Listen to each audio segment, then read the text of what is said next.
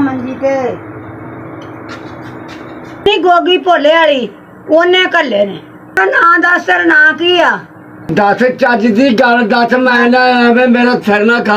ਪਤਾ ਵੀ ਨਹੀਂ ਤੇ ਮੇਰੇ ਸਿਰ ਦਾ ਸਾਈ ਆ ਤੇ ਪਤਾ ਵੀ ਨਹੀਂ ਲੱਗਦਾ, ਨਾ ਇਹਦੀ ਨਿਗਾਹ ਤੇ ਨਾ ਹੋਰ ਦਿਮਾਗ ਵੀ ਨਹੀਂ ਸਹੀ। ਫੜ ਕੇ ਹੀ ਕਰਨਾ ਹੁੰਦਾ ਇੱਧਰ ਉੱਧਰ, ਤੇ ਮੈਨੂੰ ਨਜ਼ਰ ਵੀ ਕੋਈ ਨਹੀਂ ਆਉਂਦਾ। ਬਾਂਹ ਫੜ ਕੇ ਲਈ ਫਿਰਨੀ, ਕੀ ਕਰਾਂ?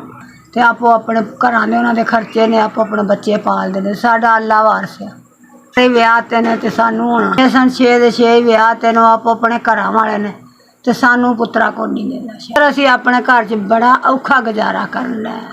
200 ਦਿੰਦੇ ਨੇ, ਭਾਂਡੇ ਮਾਂਜਣੀ ਆ, ਕੰਮ ਕਰਨੀ ਆ ਲੋਕਾਂ ਦਾ, ਬੜਾ ਵਕਤ ਆ, ਬੜਾ ਆਵਾਜ਼ਾਰੀ ਦੇ ਨਾਲ ਟਾਈਮ ਪੂਰਾ ਕਰਨੀ ਆ। ਤਾਂ ਕੀ ਬਣਦਾ? ਕੱਖ ਵੀ ਨਹੀਂ ਬਣਦਾ। ਲੈਣਾ ਆ ਗਿਆ ਤੇ ਮੇਰੇ ਕੋਲੋਂ ਨਹੀਂ ਹੁਣ ਬਿੱਲ ਤਰਦਾ, ਭਾਵੇਂ ਮੀਟਰ ਕੱਟ ਕੇ ਅਗਲੇ ਤੁਰ ਪੈਣ।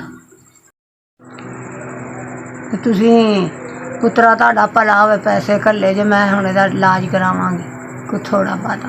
ਗਿਆ ਪੁੱਤਰ ਤੁਹਾਡਾ ਮੈਨੂੰ 5000 ਬਈ ਦਵਾ ਲੈ ਆਵਾਂਗੀ, ਕੋਈ ਰਾਸ਼ਨ ਪਾ ਲਾਂਗੀ ਤੇ ਮੇਰੇ ਕੋਲ 2 ਦਿਨ ਲੰਘ ਜਾਣਗੇ। ਅੱਲਾ ਨਗਾਏਗਾ, ਸੋਹਣਾ ਮਾਲਕ।